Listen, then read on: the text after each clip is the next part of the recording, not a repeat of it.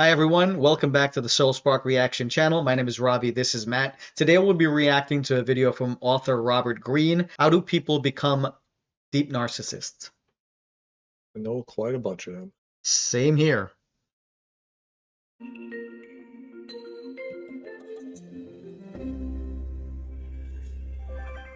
Every single human being has self-absorption traits. We can't help it. We naturally think of ourselves first. Yes, there are people who are much deeper narcissists in life, no doubt, and there are toxic narcissists, but we all have a touch of it. There's a reason why we're narcissists.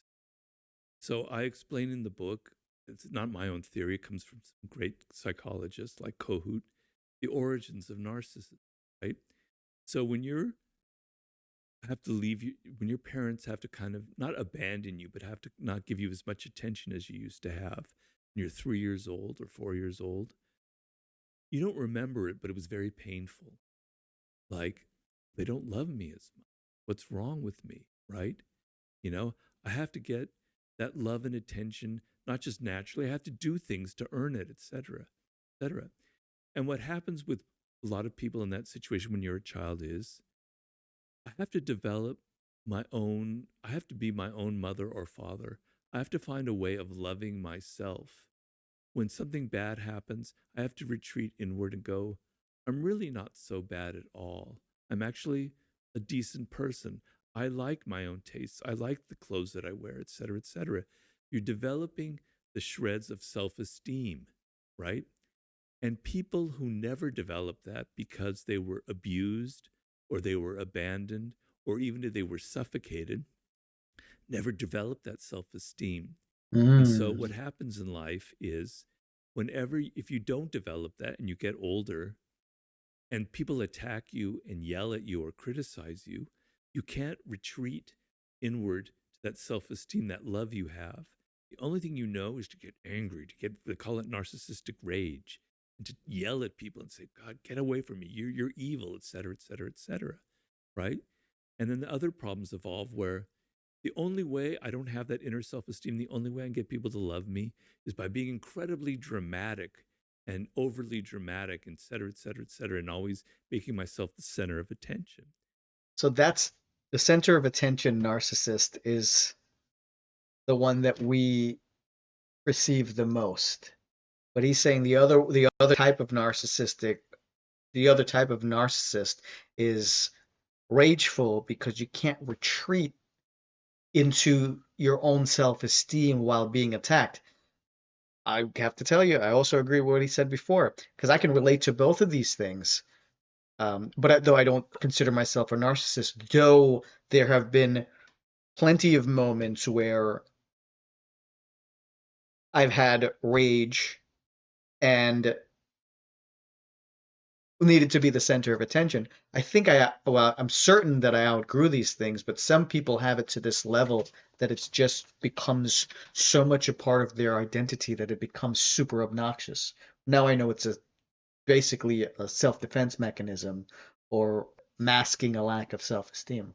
So I found something interesting that I learned about myself in the beginning of this. I don't consider myself very narcissistic or even, I don't really think about myself enough.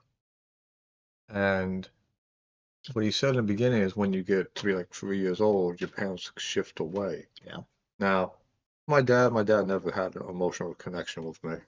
So it's not like I lost it. It was never there, Uh-huh. so to speak. It's like, that's just how he is. So nothing shifted there. My mom, she's always been overly clingy to me, so to speak, and that didn't really shift. So there was never a shift because he's saying that the development of needing to compensate for self-esteem and becoming sort of narcissistic and selfish, slightly, not full narcissist, but just a little selfishness comes in from the when your parents disappear. I didn't experience that growing up. They were always kind of the same, even when I went to school, and didn't change. They were the same as they always were.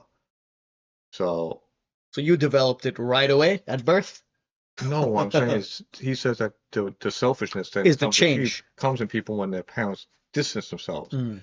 My parents never distanced themselves from I me. think what he's also saying is you might be too young to remember that too. No, what I'm saying, I know for a fact my mom was too clingy, if anything. I was like, yeah. So I've always wondered why I'm a little less selfish than most people, in the sense I don't preserve my own self. Like I need to learn to Oh, I preserve see. myself. So you're saying that you're not narcissistic because of that. I'm not saying I'm not narcissistic. I'm not talking about narcissism here so much as he said that everybody is selfish by some degree of nature. Okay, And I'm far less. Like I had to teach myself to become selfish. I And I see. never understood why I could do that, had to do that. Because I understand that I need some selfishness to protect my own well-being and stuff, but now I realize why I didn't develop that I needed to do that, Huh. essentially. Interesting So it's like because reverse narcissism? I don't know. I don't know what that's called. I think that's called overgiving. But I will say, no, I didn't have that problem. I definitely needed to have a child to learn how to be not totally self-absorbed. And thankfully, that was a while ago. Need. We know people like that, So, lady. children, we Oh all yeah. need that degree of self esteem, that anchor in our life. So, narcissism, self love, is not a bad thing. But what happens is, as you get older, if you go too deep into it, it becomes a problem. And so, what I say is, you need to take that self love and that has a good function and turn it outward as much you can and turn into empathy and love and consideration for other people more. That's your task as you get older in life. That's how I approach all of these flaws. You can't run away from them. You can't run away from your shadow, your dark side. You can make it work for you. You can make it positive and productive and healthy. Yeah, I think what gets lost sometimes is you're going to be around for decades and you're going to have flaws. Use life to make these changes as you see fit. Because a lot of times we judge people right away. That's who you are. And we met them when we were 20 without really thinking when they're 50, they can be a totally different human being in some cases, right? We can evolve beyond these Oh, traits. we can definitely evolve. I think like I really think that every human being should look at the Carl Jung shadow work. Yeah. As a psychologist, nothing about spirituality. It's a psychology philosophy, so to speak, or whatever. But you can literally do it yourself. So anybody can change. The problem is most people don't change because they don't look into themselves. Because they're afraid to look into themselves. I don't know if they're afraid. Well, you got 50% are afraid, and the other like 50% of that 50% don't even know that they could do that. They don't even think about it Ah, because they're so focused on work and just daily life that you don't think about developing yourself. You're thinking about paying bills, raising kids, and I think a lot of people go through that when they retire.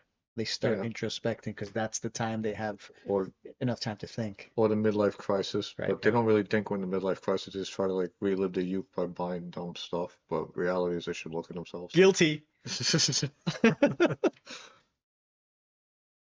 You can become a healthy narcissist, is a name that I use in the book.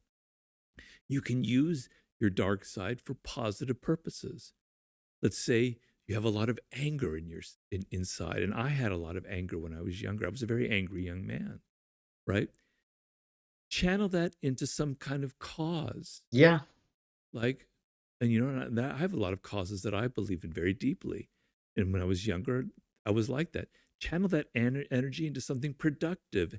that's the real skill in life. Take all that negative energy and put it into something positive. Even if it's the gym, you're taking something negative and giving yourself biceps. That's how you turn a negative into a positive. No, I really mean that. You know who's the best at this?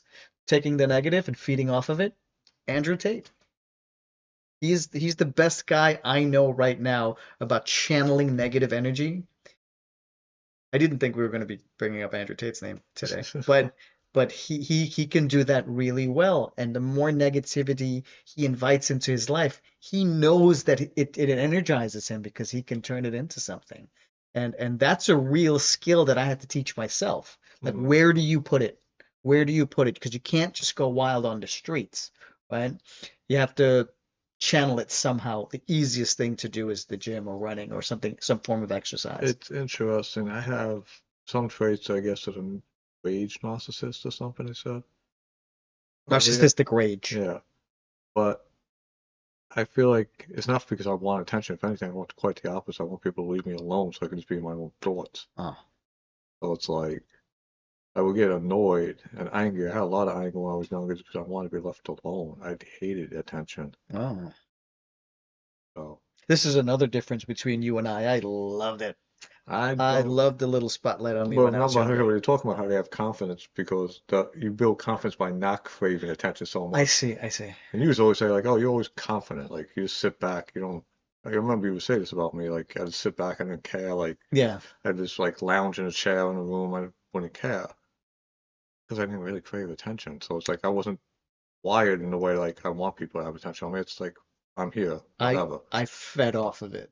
It was at that point in life, Yeah, like that was something that energized me. I've honestly never cared about attention. If anything, I want less at times. and helpful and put it into something that it goes to something that helps society.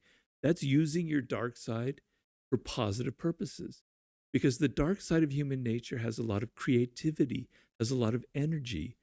An artist has to have a dark side. You use your dark side because all those dark emotions, all the people that shat on you in your life, they inspire you. They create your best work. Don't run away from your shadow. Don't run away from your narcissism. Use it in a healthy way. You know who does that really well? Taylor Swift. Every single time she gets into a breakup, she turns it into a song and she turns it into money. We don't think about her as narcissistic or like using shadow self, but she's like a You're definitely using a hurt energy. she's definitely trying to turn it into something. It's like a recurring theme. We think people get tired of hearing the same song, but anyway. Yeah, exactly. I got tired of it. And when you look at yourself, and when I wrote The Laws of Human Nature, I'm going, damn it, Robert, you have a dark side. You're a narcissist. You know, I had to come to terms with my irrationality. This is where I'm not. I don't know. Just because you have a dark side, you're a narcissist. Then everybody has a dark side because we all have that aspect to us. So then we're all narcissists. You know what I I mean? don't really think he's wording this right, to be I don't honest. think so either. Yeah. Yes, definitely. I mean, I have a He's dark side. confusing narcissism with your shadow. Yeah, one of your shadow characteristics could be narcissism They for could, sure, and we have varying we degrees of have that. various degrees of different shadow self. Yeah. Best way to look at the shadows, let's look at the seven deadly sins and focus on each one of the seven deadly sins and see if that's the aspect of you. It is. Like lust, do you Yeah. like desire? Do you have no control over your lust for the opposite sex or same sex if you're into that? And you're saying that's a part of your shadow because we're human I beings. mean, if you have no control and it's detrimental to your life, let's say you have a wife and kids and you just want to sleep around, then yeah, that's a dark side you kind of have to face, but that doesn't necessarily make you a narcissist. That just makes you an overly pleasure seeker. Yeah, let's see how he wraps this up, but I think he's conflating Narcissism. narcissism with just being that's what the shadow is. I think the shadow is much bigger than The that. true definition of a narcissist is actually somebody that can't feel at all. So, and this is the psychological definition. It's this person that basically can't feel. They don't have that ignominate legato, I don't know how to pronounce it right, in your brain literally didn't develop it at the age of 2. And that only develops by your parents showing facial expressions when you're like a baby. If you don't get that chance for it to develop, it's not there. So to be a real narcissist, you don't have the ability to feel emotion. You have no feeling. So Hmm. a lot of times a narcissist craves power because they like to see how many people they can manipulate. That's what a real narcissist is. They like to manipulate people for their own whims. And a lot of times, if you're a true narcissist, you also become psychopath or a sociopath, which will make you into a serial killer possibly down the road. So it depends on what degree of lack of feeling you have. These narcissists don't feel. In many ways, they're not even human I see. anymore. I think where the confusion is, you just gave the psychological definition of narcissism, and he is saying he's not using that He's definition. basically using anything that's like dark and Yeah, a narcissist. I'm like, That's where I'm disagreeing with him. like even the person when they're pushing away the person full of narcissistic rage, as he calls it, that's not necessarily a narcissist. They could just be an angry person. Yeah. Negative energy. That doesn't have anything to do with Yeah. narcissism. Okay, let's see how he wraps this up. I agree with all the things he's saying, but I agree with what you said. He's not wording this exactly No. the way it should be. Surprising, because he's pretty good. My grandiosity, my aggressive instinct. But it's the only way to change yourself is to be aware that you have these issues. I have the narcissistic tendencies. Now I see it. All right. Now when they pop up, I can control it better. I can say, damn, Robert, you're being too self-absorbed to think more about the other person.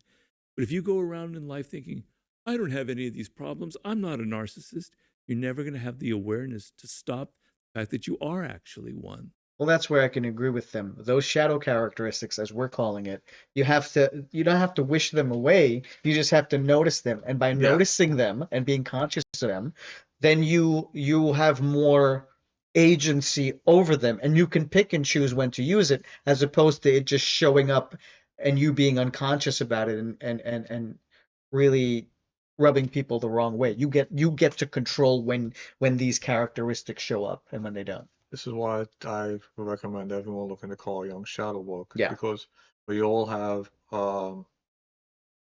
not so good traits in us. Yeah. That it's not about saying, "Oh, because when people will sit there and say, like, let's use anger for an example.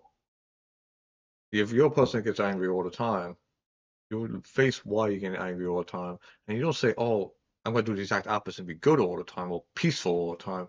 You have to understand why you're angry, and it's because if you just go the route of being purely peaceful, you're avoiding your anger. And that anger's got to burst out one day because you've been holding it back so much, 10 times worse. It's called repression.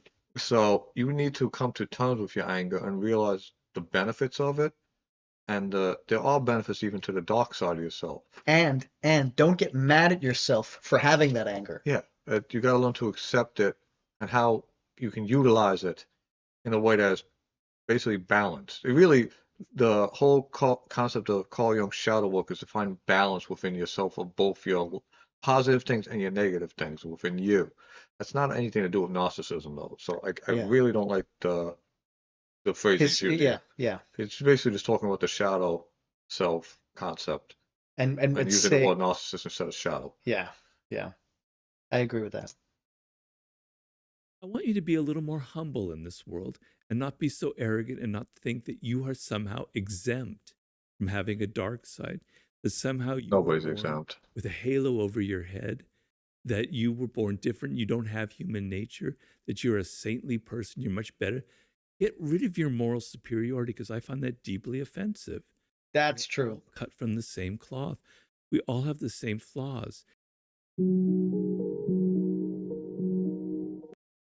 So Robert Greene, he got famous for writing the book, The 48 Laws of Power, and afterwards he teamed up with 50 Cent of all people and created the 50 Laws of Power, which is a great name if you're 50 Cent and you're co-writing a book.